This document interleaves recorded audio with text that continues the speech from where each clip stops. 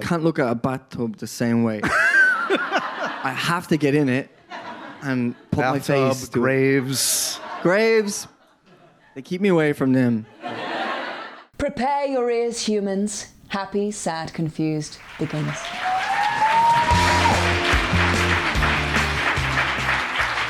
Hi guys. Hi everybody. Welcome. I'm Josh Horowitz, and today on Happy, Sad, Confused, we're live at the 92nd Street Y with Barry Keoghan, everybody. Thank you guys so much for coming out on a Saturday. I'm so thrilled you're all here to share in talking to this young man who is, I think, the most exciting actor of his generation right now. I'm just going to say it, just to make sure he doesn't walk off. I need to say nice things. No, he knows I'm a fan of his. This guy is collecting great filmmakers like their trading cards. Let me just run off a few of the folks he's worked with, and this is just like the last 6-7 years. Yorgos Lanthimos, Christopher Nolan, Marta McDonagh, Chloe Zhao, Emerald Fennell, and now the great Andrea Arnold in this wonderful new film, Bird. He's making all the right moves, and I'm so thrilled to talk about this film and his wonderful career thus far. Give it up for Mr. Barry Keoghan, everybody. Come on, Barry. Barry. Come on out.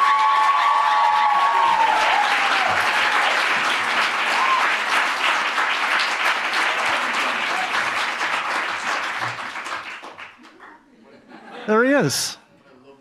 We got 2 Barry Keoghans for the price of 1. Look at those eyes.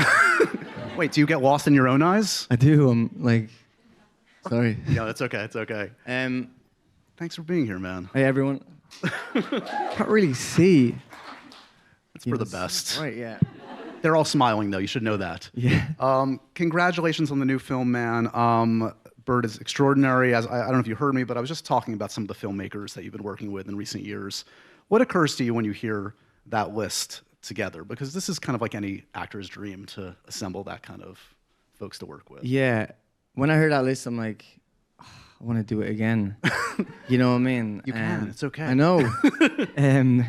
But you know the way certain filmmakers have relationships with people they've worked with, and they constantly, work with them again or wherever. I'm sort of hoping for that, but it hasn't happened yet.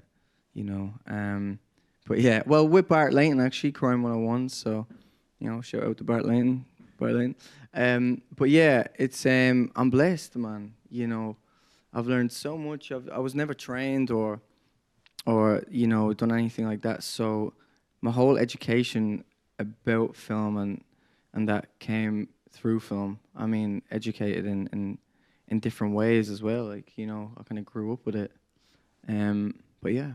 So I want to start by talking about Bird, which is this fantastic film from Andrea Arnold. It does occur to me before I talk specifically about Bird, of those filmmakers I just talked about, a bunch, thankfully, are female filmmakers. Mm-hmm. And I don't know if that's a coincidence or not, but that's sadly a disproportionate amount compared to what most actors work with. Has that been something? Do you gravitate towards a certain kind of energy? I do, I was took into care, full-time care, when I was at least 10, 11. I need to get that age right, by the way. Record, yeah. My granny and dad would be looking going, no, it wasn't that age.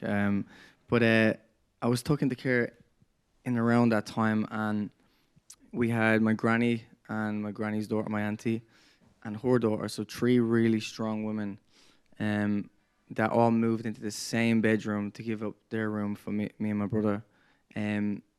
So I was raised by, I'd like to say I was raised by those 3 women, and I learned my disciplines and my principles, and to lift the toilet seat up, and just stuff like that. And through that, this whole thing when people be a man and all of that kind of stuff, and I'm like, what the fuck is a man? Because my granny was that, like a father figure and a mother figure for me, better than any man. So I learned my traits and my ways through her, and she's tough as nails, man. I mean, she had 10 kids, you know what I mean? Wow. Fucking tough. But yeah, so I do gravitate towards filmmakers, female filmmakers, because I find myself, and just getting a perspective, I find myself, the shoulders dropping a little, and I'm allowed to be a bit more vulnerable, and it's not really a conscious thing. It's just I find myself going to further places. Is your granny still with us? Yeah. Is she? What does she make of what's The films. Yeah, I mean, what percentage has she seen? Has she seen Saltburn? Has she? Look, listen, she's seen it way before everyone when I was a toddler. Like, you know what I mean? So it's nothing new to her.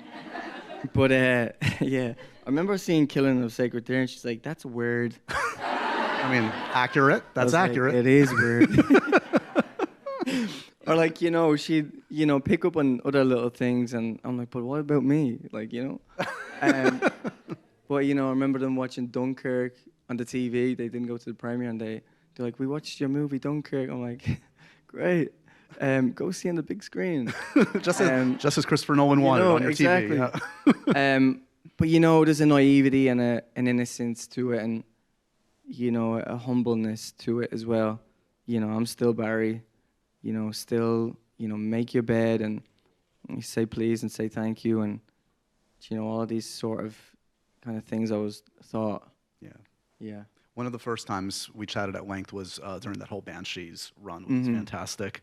And I remember actually you mentioning Andrea Arnold. Yeah. Clearly that was about right? to happen soon. And you were very excited. Yeah. And most actors would be, because if you've seen Fish Tank, American Honey, any of her work, she elicits these amazing naturalistic performances. Her approach is very, very unique. It is. I didn't know what this movie was about until I seen it at Cannes. I was like, it's about a bird though, all right? And I hadn't seen any birds in it. I was like, where the fuck does this bird come in? So, my name is Bug. Bird eat me? I don't know. What happens? But wait, to define it, is there a script? There wasn't a script. Still never seen a script. But it's a credit to her, and it contradicts that thing of, I got to read it first and see does it relate. Right. Nah, send me a log line, I'll do it. Like with Andrea Arnold, and you got Chloe Zhao, all of those filmmakers that follow that list as well. I have such confidence and belief in the stories they're trying to tell, and I'd sign on because I know it's going to impact me on a human level, but also elevate me as an actor, selfishly. But I remember meeting her in East London, and we were getting fish and chips, and it was the most East London I've ever seen. East London, it was just perfect. And she gave me like this sticky apple, she's like, take this home. I was like, yeah. And I was going back to Scotland on a plane. I had no bags, I just had this sticky apple. I'm going through the airport, and I'm like, sorry lads, I just got to put this through. And they were like, you can just throw it out, or you could eat it now. I wanted to hold that apple because I believe in rituals and, stones and stuff like that, until I got the part. The apple rotted, I kept it. It smelled. I was like, just tell me if I got it so I could throw the fucking apple out. An apple a day, eh? Yeah. Just take my jacket off. Please. Something that struck me in watching the movie wasn't even watching the movie, it was watching the credits to the movie. The credits of the movie run. Look at that. Amazing. Look at that. That's Granny's influence Granny right there. The credits on this movie have names with no assigned roles, and I feel like that speaks volumes. Is there a democracy on set? A little bit of everybody is there as a contributor on equal footing? Yeah, they were just dragging people in. I mean, they weren't really. I think it was, she has this ability, and I'll say this, she cares so much for the people that's working for her and puts them ahead of herself. She looked after me so much, and I lived with her for 2 weeks. I always do that. I live with people I film with. It's crazy. All right, Colin Farrell, right? Yeah, and always eat their food. She used to make me sausage sandwiches, and I loved it. I think that's why I stuck around. But she looked after me, and wanted me to feel comfortable, and just cared about my well-being, and and all these things, because it was a process we were going to get into. And I told her, I was like, look, listen, we're breaking walls here, in the sense of, I'm signing on because I want this new adventure and this new approach, and to be dropped in with non-actors and to search and discover and instincts and we kind of knew it was going to be a bit of a process. So I lived with her and she looked after me and she's just it's you forget the camera's there, you really do. There's no after action and cut, everyone's scrambling back to their trailers. Like we don't have trailers, so which is great because it keeps that consistency of that flow, that finding it. And again, the community, everyone accepted her, and she has this ability of getting this trust from people and making them feel safe, and making them feel like they can be open to putting a camera on them. And so yeah, it was just it was gorgeous. We're going to show a clip for the folks that haven't seen the film yet, but do the circumstances of this resonate with you on any level to your own childhood? Not the specifics, but broadly speaking, do you feel some touchstones, some connection with the characters in this to your own upbringing? Yeah, I used to play with bugs a lot. No, I didn't. I hate spiders, by the way. But in terms with me and Bug, yeah, I mean, I think we all see Bug. We see people in Bug, and that's why we relate. And because I see my uncle in him, I see everyone in him. Like this selfishness that's no bad intention, or it's just wrapped up in your own what I want, what I need, and there is an innocence to it. But yeah, I definitely did. I seen myself in him. I seen a lot of myself in him, and that's what I'm saying. It was a learning curve, and it was a therapeutic kind of process of, going, shit, I'm a selfish fucking, I really am. Like, you know what I mean? But yeah, that's what I love. Like, I love working with really strong filmmakers because you get to learn about yourself on so many levels and also elevate as an actor. And yeah. And nothing keeps you probably more honest than young performers. Exactly. And the young actress. And yeah, being around Nakoya and, Jason, and I'm fascinated just observing them and like why they made that choice or, what got them to that level and not to ask them, not to make them feel pressured, but, I'm so interested in authenticity and, just kind of choices from the gut. Because that's where I started and that's where I came from. And if anything, I want to help protect that for them and nurture it, and not let them go and make choices out of pressure or, these other reasons, to just kind of be there for them. This show is sponsored by BetterHelp. Guys, I want to just take a moment to shout out someone very important to me, and I'm sure you have someone comparable in your life. My mom, who I check in with multiple times a day, and sometimes I feel like I'm there for her, but really, the truth is, she is there for me. She's probably listening right now. Hi, Mom. I wanted to say that because this month is all about gratitude, and along with my mom, who I just shouted out, there's another person we don't get to thank enough, and that's ourselves. Sometimes it's hard to remind ourselves that we are trying our best to make sense of everything in this very crazy world that isn't necessarily that easy. So here's a reminder to send some thanks to the people in your life, including yourself. When it comes to therapy, I found it beneficial to me and friends and family, and I think it could be beneficial to you too. So if you're thinking of starting therapy, give BetterHelp a try. It's entirely online. It's designed to be convenient, flexible, and suited to your schedule. You just have to fill out a brief questionnaire, and you get matched with a licensed therapist, and you can switch therapists at any time for no additional charge. So let the gratitude flow with BetterHelp.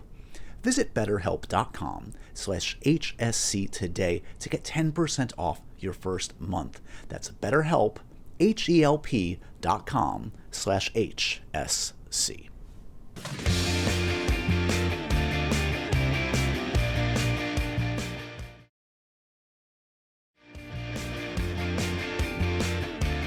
Harder to get all those tattoos done or go through the prosthetics for Joker? Which would you rather do when you're I've got ADHD. I don't know if anyone knows. It's all over the fucking internet. I move so much, and I actually take medication for it. But it's to sit still for that long is really hard for anyone, but especially for someone with ADHD. So we had to break it up, and it was the hard thing was staying out of the sun because it was in the summer, and then the sun catching the tattoos and then leaving sun marks around you. So even when you took the scorpion off, you'd have a scorpion on your face. And people be like, or like the cross. You know, you'd be at the gym and it'd be like a cross. And they'd be like, this fucking dude is... Something went wrong. You know what I mean? Is this Satan? Sitting in the sauna going, hey lads, fake tattoo, sorry. And like there's no tattoo, it's just like a white mark with a cross. You know, evil spirit. I was gonna say, Yeah. this guy really wronged somebody in another life. When you start like praying in the sauna, it gets weird then. There's for a film that's so improvisational, there's a fair amount of like songs that are recognizable. Do you have to clear those in advance, like Coldplay and Blur? Like, how does that work? I know where you're going with this. But, but you know, I know what you do. You do have to clear them, and yeah, you've got to listen to them a lot. And you know, I'm a big fan of all the songs in it, and Lucky Man is one of my favorite songs. You know, it's a very dad song, but it's also a song that I actually don't believe in luck, ironically, and it's one of my favorite songs. I like to call it the Unlucky Man. But yeah, you got you know, Andrea had a playlist, but I tend to stay away from all of that. You know, if someone's like, listen to this, listen, like I don't want to be. Want to find it your own way, or Yeah, like even mood boards and stuff like that. I want to kind of I want to see what my vision is and what I bring to it. But yeah, it is a guidance. Yeah. what about? I've heard you say, obviously you've done some dancing in film, Oh, yeah. dance again in this one. That you don't fancy yourself a dancer. No. So what's going on? Why is the world wants you to dance, Barry? Apparently. It's crazy that, and then man, that went everywhere. Wow. It really did. That will never leave me. It plays in my head 24/7. You know. What is your relationship to But no, listen. Are you on about dancing in? in this one? Oh, in this yeah, one. Yeah. Okay. Yeah. Again, you know, the effort of dancing. I've said this before, but like the effort of watching someone trying to dance or someone trying to sing is very attractive for me. I'm like rooting for them, and I'm like just in awe of them. Just to say that if you can sing, it's not attractive. It's very attractive if you can sing as well. Just want to say that. Noted. Okay. You know, but I'm on your side, Barry. It's you okay. know what I'm saying. Yeah. But if you can't sing, it's also very attractive if you're trying to sing. Right. I don't know whether people look at me if I'm trying to sing, oh, that's attractive. I just think it's attractive on film when someone's trying to learn to dance, or, you know, for the wedding, and you're like, God bless his soul, like he's getting that step so wrong, but his heart is in it. Right. You know what I mean? So we left space open to learn these steps and sort of kind of be off a little. Is the next step full-on singing, dancing musical? Would you want to do like a I traditional? love La La Land, you know? I do. It's the best. You know, I watched it with someone recently, and I was just like, oh, can we watch it again? You know, It's so good. I loved it. I love Damien Chazelle, but like, you know, what they'd done in that movie was just so subtle, but like, you know, made you look at LA in a different way and made me fall in love with it a little bit more, and you know, that romantic attachment you have to it. The best musicals end sadly. I'm sorry. And weirdly, I was like quoting Ryan Gosling before I even seen it. I was like, I've said this. Oh, so this was your first time seeing it recently? You hadn't seen it? I'd seen it before, like when it came out, but Yeah. like couldn't really. So what have you been quoting inadvertently from Ryan Gosling? There was he said something like, I know these things, Right. and I've said that a lot. Doesn't mean that I've always knew these things, No, or they've right. always been right, but like I've said it, I've threw it out there, like I know these things. And when I said it when I was watching it, and I turned and said it, I was like, I've said this to you. Crazy. We're going to hit Crazy. some greatest hits on your relatively young but amazing career. I want to talk again about Killing of a Sacred Deer, because Yorgos is a master. That's a weird film. I'm messing It is a, yeah. Quote my nanny. Quote my from, granny. yes, exactly. Credit where credit's due. But that must be a moment, I mean, what do you recall of being on set? Do you recall of kind of like I don't know, achieving a kind of comfort zone. You're opposite Nicole Kidman and Yeah. Colin Farrell. You're being directed by Yorgos. It's crazy. Did you feel like I can hold my own? Did you have imposter syndrome? What was your sense on the set of that one? You know, like never imposter syndrome ever. Like I do get starstruck, and I do like still to this day. If like I'm in awe of someone, I'm like, oh my god, massive fan. Sorry I can't talk. Sorry my eyes are twitching right now. And they're like, calm down, bro. It's cool. Any examples? There's many. I'm not gonna embarrass. But like everyone I meet. But you know, it was sort of like that. But minutes after it, you just realize you're there on a collaborative experience, same as Colin, Nicole, and I didn't know the weight of working with Yorgos. Like, you know, who's such a genius, and again, he's another person that I would sign on without even reading a log line. And he's such a carer. He cares so much. But I didn't understand, like, you know, he's like the modern day Kubrick to me. You know, he's just a genius. Is one of the lessons of that, because when I think of that, it's like, and a lot of the performances in a lot of his films is like, he strips so much away. He Yeah. like, has the actors strip it down. Yeah. And it's almost banal seemingly, and yet it's so powerful. Like, and you know, the tendency can be like, more. I want to Yeah. get more and more. Was I that a remember lesson watching there? The Lobster, like, and I even messing 10 times almost, you know, and it's one of those movies I'm like, oh, have you not seen The Lobster? And they're like, no. I'm like, oh, we have to watch it. Even if I watched it the night before with someone else. But I was just fascinated with the worlds he created and made them so, you know, you just visioned more going on outside of it. So yeah, I was very grateful for that, and you know, I got to be weird, and you know, and all my little isms come in, and people love it. So good. You know? On the flip side, and again, this is the story of your career. We go from one extreme to the Yeah. other, and your character in Dunkirk couldn't be a different kind of a character. And again, the company of actors and in close proximity, you're on that boat essentially with Mark Rylance Yeah. and Killian, who you just worked with again. I know. Again, what do you remember taking away from those two actors? I was like, is this boat getting smaller? It's getting smaller. It was like shrinking, you know, as the weeks went on. I was like, we were just spending too much time together, everyone. But that was Chris Nolan. Like, you know, he looks at his monitor, no one else sees it, and it's like a Nintendo DS. It's like, it's not even high tech, and you're like, he's like, yeah, we got it. I'm like, you got it? You should, like, you know, these are planes flying over. You don't need to see this on a clearer screen. He's just such a visionary, and he's like knows what he wants, and it was just an absolute joy to be around, and I'm working with Killian, who I love, and you know, getting to have the crack with Killian, and Chris be like, all right, enough, let's go. You know what I mean? We'd be laughing away and talking about ridiculous stuff, and he's like, all right, enough of this now, let's. But again, you know, just again, you get perspective when you step away from these things, and you know, when you're in it, you forget it. You have this amazing history also of manifesting several things in your Yeah. career. The first one I want to bring up is, I think it was back in 2013, you tweeted at Stan Lee, Yeah. make me a superhero. I did. And then you end up in the I Eternals. did. So that's crazy. Let's just put that out there. That's some superhero shit going on there. Did you ever meet Stan? I don't know what the time was. I didn't. I would have loved to.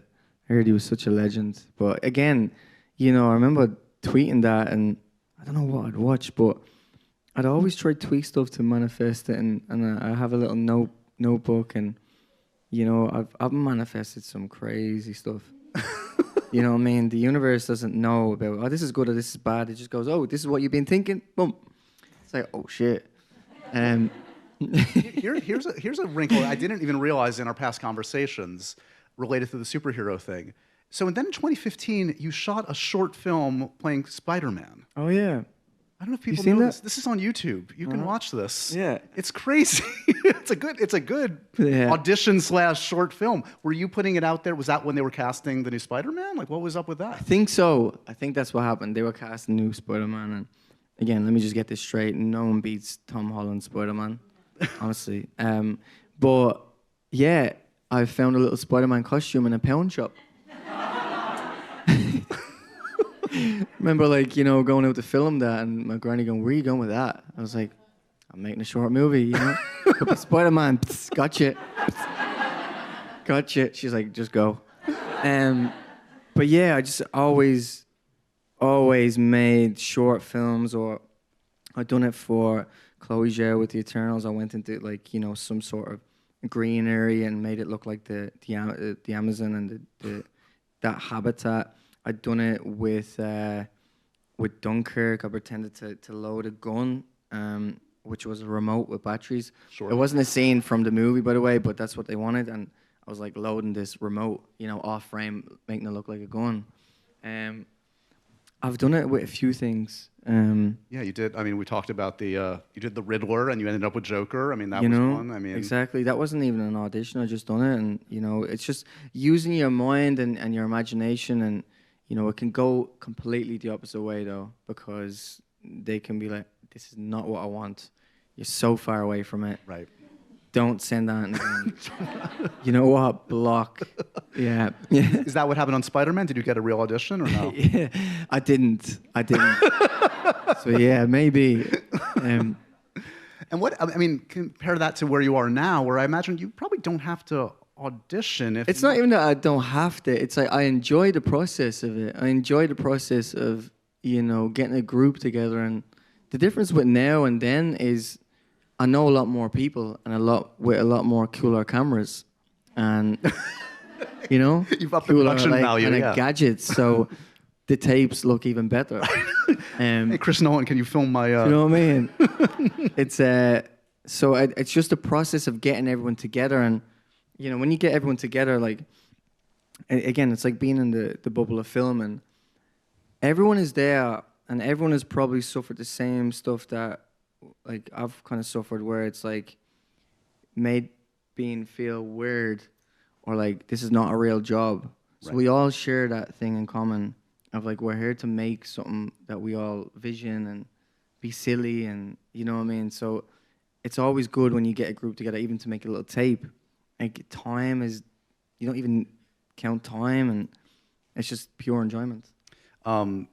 We were on a tangent. I was talking about Stan Lee, and I just want to finish, put the bow on Eternals, because I feel like justice for Eternals. What happened to that crew? Marvel has not utilized the Eternals since. I can say that. You're not allowed to say that, but I'll say that on your behalf. Yeah. Do you still have any hope of playing that character again, or do you feel like... You know what? Everyone, like, you know, again, getting to work with Chloe, and I was like, I seen the writer, and I was like, oh, I want to work with Chloe, and the next thing was the Eternals, and again, they're making like these massive movies, and you know, with these incredible fucking actors, and so yeah, I wanted to be part of it. I remember reading it and being like, yeah, I want to be part of this, and I want to, you know, chatting to Chloe, getting to bring this sort of composed, you know, I think she mentioned Anakin Skywalker, like this sort of like, you know, very reserved and wolf mentality of just moving smoothly, and it was really, really it was a part I've never done, you know what I mean? And she made it so realistic in this world. But yeah, Droog was fucking great, man. You know what I mean? I was like, why are you making my eyes go? Like, leave them blue. That's the power. Save some money on Let me visual look at effects. you. Yeah, exactly. Just let me talk. I didn't hear necessarily an answer on your hope for the future, but I'm going to guess... The Irish accent is powerful, by the way. I'm just going to say, Irish accent is powerful. Like the Irish accent, it's powerful. It's like, you know, you don't realize until you hear your fellow Irish people chat on film, and you're like, that's a gorgeous language. Would you rather act in your own accent or another? Someone's hysterical. Would you rather act in your own accent or adopt another accent for a role? Do you find it freeing Adopt sometimes? another accent, yeah. But, you know, there is, like, Bored is my own accent, and, you know, I'm not going to give away what's coming up, but, yeah, I don't have my own accent for a bit, sorry. What's your favorite other voice you've assumed in a role? What pleased you? See, I'm going to give it away if I say it, because I haven't shown it yet. Okay. But, yeah. Is it the Trey Edward Schultz film, What? or the Trey Edward Schultz movie, or something you've shot? You mean? No, I haven't shot it yet. Oh. Yeah. Collective. Ooh. Ooh, what's that? Okay. What the? But you know, it's hard to do an Irish accent. Like in Banshees, I struggled with that.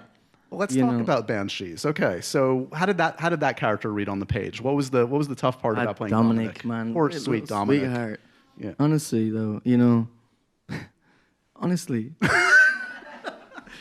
just a little pure soul. I know. She could have just said yes to him, made him I know, happy. but then it would have been something else, you know, or whatever. But that was a joy with Martin McDonagh. I mean, I remember meeting Martin at a Fox party and him being like, "I have this part for you." I'm like, "Yeah." He's like, "Yeah. I watched Love Hate." I'm like, "Love Hate?" I'm like, "When did you see that?" Like, you know, I don't picture my performance in Love Hate being in his sort of world, if you get what I'm saying. And he wrote this part for me. And I remember Colin going, "Yeah, Martin wrote this part for you." I was like, "Well, send it." You know what I mean? I'll do a short film for it. Exactly. Like, Granny, well, get the fall in camera river, out. or whatever. But he sent it, and it was just beautiful. It was gorgeous, and you know, I wanted to make him, you know, sort of. I watched What's Eating Gilbert Grape. I watched a few of these movies where, you know, just these characters were so pure and, but yeah, his writing, that whole shoot. You know, it was in Ireland that I'd not seen even, like, you know, I'm like, fucking rainbows and leprechauns everywhere. And I think I seen a unicorn at one stage. Yeah. I know. But it was like, you know, so magical and it's just beautiful. I remember there was a rainbow and Colin's like, "Get the rainbow." And Colin ran over to the rainbow, "Shoot the rainbow." It was like, you know, they were just popping up everywhere. Yeah. But again, it was a chance to show range. Yeah. I think prior to that, or coming out after that was Saltburn, and I was going to sign on to that. And I knew that I needed something sort of innocent. Yeah. Staring those two scripts, you're like, You know what I mean? This will prove. Same what with I can do. Dunkirk and Sacred Deer. I wanted something to contrast completely different. And, you know, selfishly as an actor, that's what you want to do. No, I get it. And it brings me to Saltburn, which is such an amazing performance. And when I think of it, what you don't anticipate, obviously, making something like that is like the memification. Yeah. Yeah, oh yeah. Now I do. Now you do. Now I'm like, this is going to be a meme. Or a TikTok. Which kind of sucks because you don't want to do a role and enter a scene that's thinking where like, we're at, though. That's where we're at. It's a shame, honestly. It's a fucking shame. So like when you're in that and you're trusting, and there's a lot of trust there, obviously, for a script like that. I can't look at a bathtub the same way. I have to get in it and put my Bathtub, face to it. graves, Graves. They keep me away from them. just ornate houses that you might want to You know dance what I mean? through. Mansions. Yeah. But I don't know. I mean, talk to me a little bit about the trust that is needed to go to Yeah. those kind of places for someone like Emerald. Like, are you a trusted? Because I've heard you say in another interview, you're actually not necessarily a trusting person No, sometimes. So I'm not. you clearly did on that shoot. I've got massive trust issues. Honestly, like it's only evident where it comes from. But you know, it's when you do connect with a filmmaker and like Emerald, who's fucking great, and I remember meeting her and her telling me being so excited, and I was like, yeah. And she's like, yeah, I want you to do this, and she was telling me that she had Jacob in mind, and I was like, great. It just took a lot. Like, it took a lot for me to think about, you know, because on paper you're like, this is a role of a lifetime. You go from this journey to that. But I was like, I'm gonna show so much of myself, literally. That wasn't even written into it, actually. So I had clothes on, dancing around in the script. But I'm gonna show so much of myself and stamina, you know. And Brando was on the way. So there was a lot going on, and I'd never had a lead role, like, so I was like, you know, there was a stamina that was going to be required, but I was up for it. Yeah, I was. I mean, you kill it. It's an amazing performance, man. Although Murder on the Dance Floor must be ruined for you forever. It's that I was like, this song, man, you know. Do people like try to engage with When you? it comes on, I'm just like, hey. I would imagine that happes. You're in a done bar, that. does somebody be like, Yeah. you're gonna love this? When you see how he acts when we play this, watch, he spazzes out. Like, wait, hey, turn it off. spark something uncommon this holiday with just the right gift from Uncommon Goods. Yes, it's that time of year, guys. I know I get that pit in my stomach of how to shop for everybody in my life. So many places to go, so many stores to visit, but the great news is I found it so much less stressful thanks to Uncommon Goods, because they make beautiful, handcrafted products that are customizable, that are unique for everybody and anybody in your life. I've purchased stuff there like a pet embroidered sweatshirt for a loved one. They've got customizable ornaments, or maybe you want to get custom messages put on shortbread. Things you couldn't even imagine, but they're all such great ideas for different people in your life. Plus, with every purchase you make at Uncommon Goods, and I really love this, they give back $1 to a nonprofit partner of your choice. They've donated more than $3 million to date. To get 15% off your next gift, go to uncommongoods.com/podcast/happy-sad. That's uncommongoods.com/podcast/happy-sad for 15% off. Don't miss out on this limited time offer. Uncommon Goods, we're all out of the ordinary.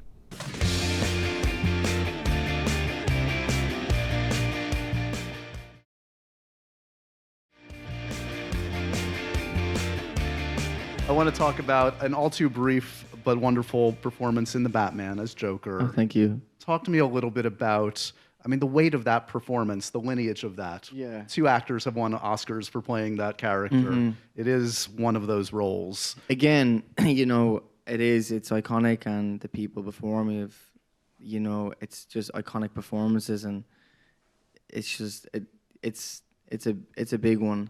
But I am gonna say that, if the opportunity came about, yes, I'd love to explore and given that opportunity, really dive into it. But I've not been contacted, and I've not, heard anything, so I can't.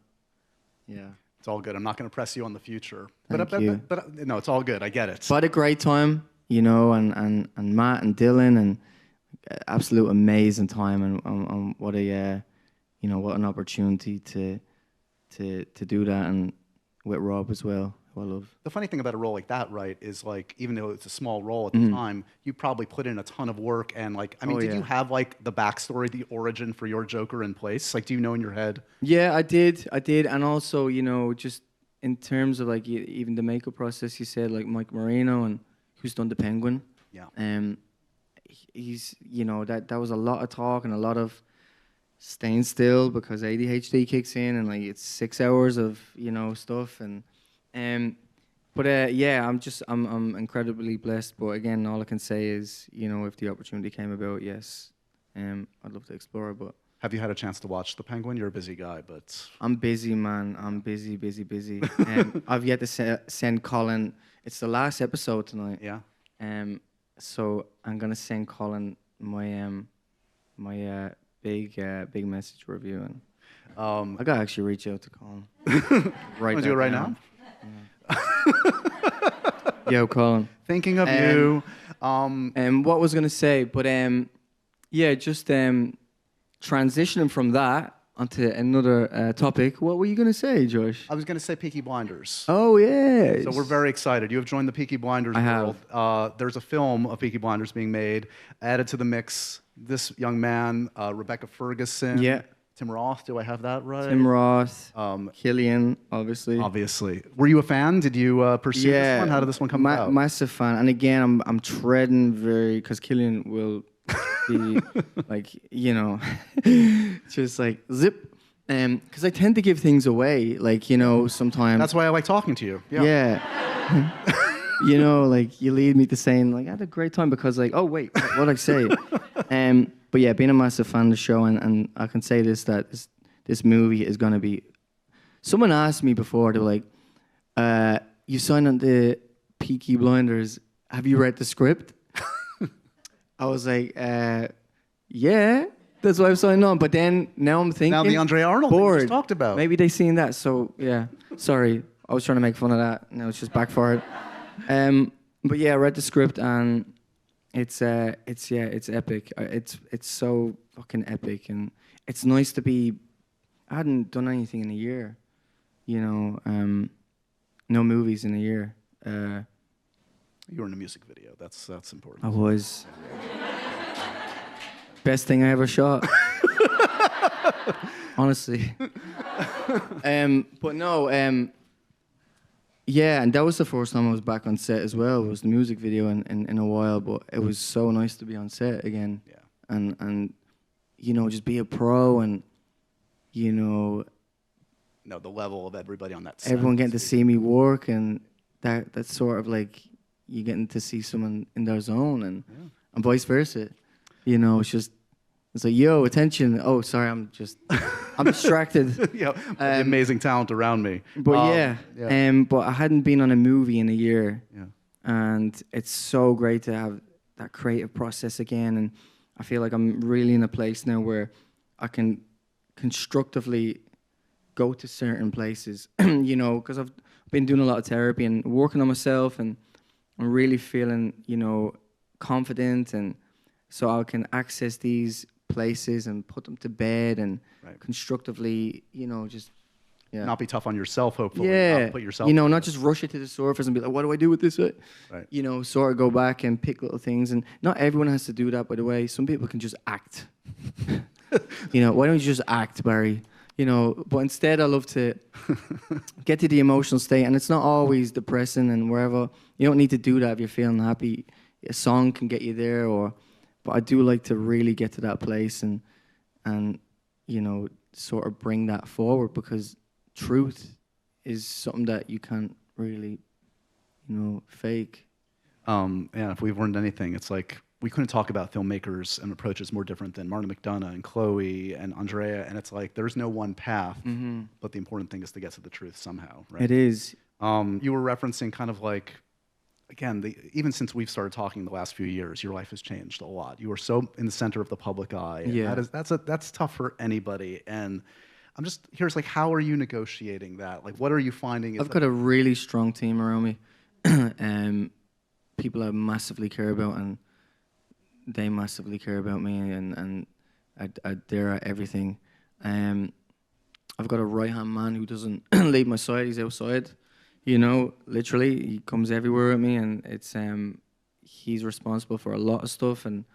But I'm just strong on myself, you know. And when you make a decision to step up and rise up to it, and you know, get on with it, and understand that you need to do stuff like therapy to grow, and to be honest with yourself about certain things, that's when you grow.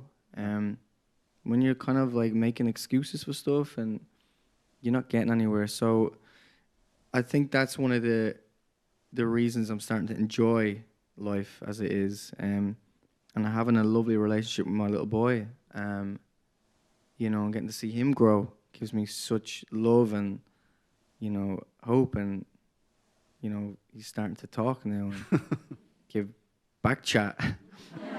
But the puppy eyes, man, I mean, when they look at you, you're like, oh, okay, here's chocolate.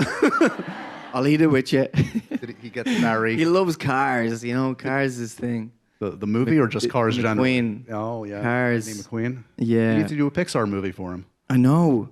I really do. What about SNL? Have you contemplated being in that? If they Again, ask? I'm really shy. Like, this is because the lights are helping. Like, it's just me and you on the front row. And Karen. But, you know, it's, I've done stage in school, but I hate, like, performing. You know, when the camera goes up, there's this, like, license to go, you can be silly, you can be sad, vulnerable. As soon as that goes, I'm like, you know, even tech rehearsal, when they're like, okay, everyone in tech rehearsal, I'm like, hey, can we not? Right. You know, they're like, but they need it for their department. I understand that, but, like, I'm really shy. And they're like, you're shy? I'm like, yeah, I'm shy. So there's ways of working around it, but SNL is a performance, and it's a... Well, I done Seth Meyers the other day. First late night talk show. I was saying to you, I'm shocked. Yeah, I Finally. looked back and I was like, God, that kid has ADHD. I couldn't stop moving. Someone said, he looks like the kind of kid who shits his pants and laughs. I was like, you know what, credit, that's a great one. I even liked it. You're more right than you know.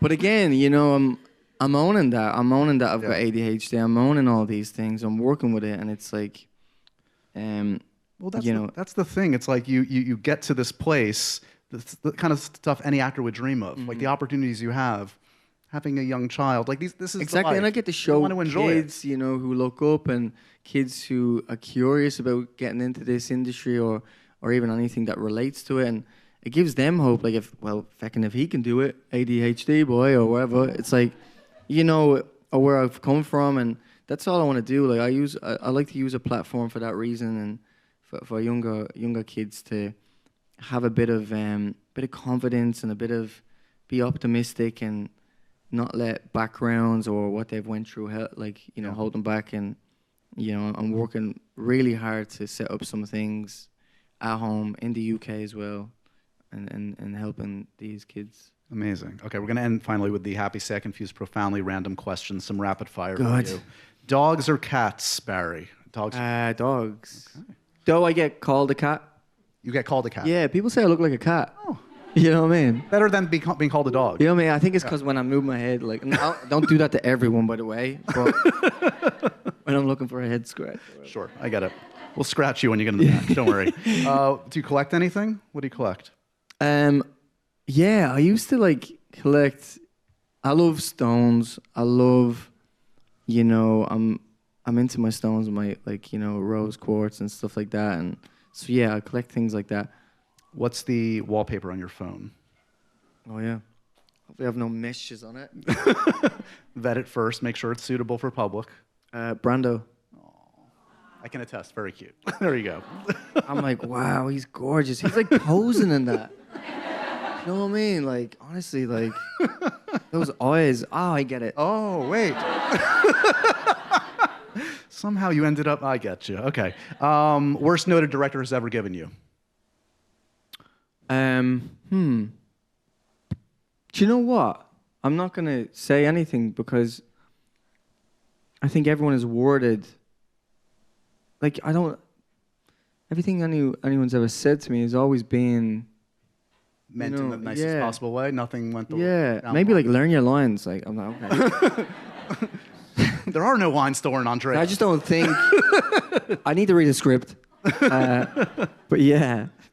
Okay, in the spirit of happy, sad, confused, who's an actor that always makes you happy? You see them on screen, you're happy.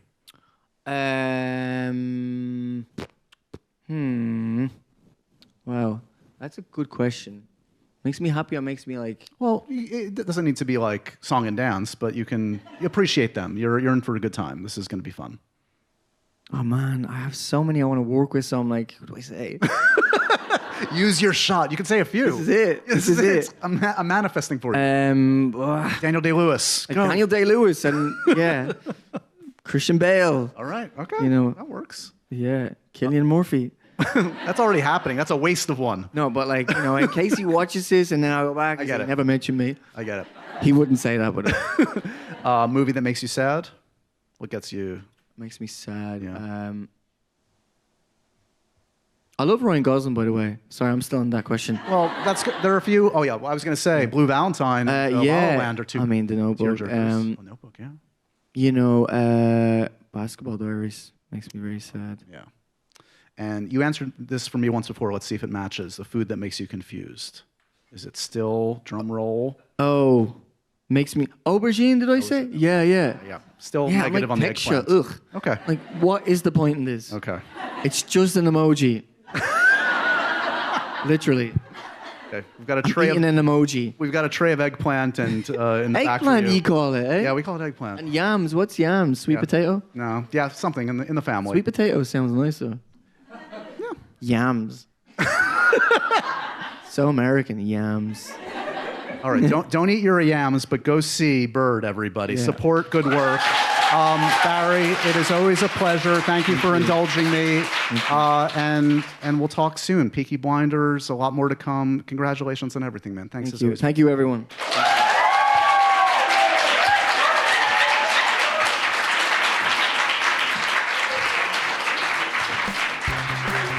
And so ends another edition of Happy, Sad, Confused. Remember to review, rate, and subscribe to the show on iTunes or wherever you get your podcasts. I'm a big podcast person. I'm Daisy Ridley, and I definitely wasn't pressured to do this by Josh.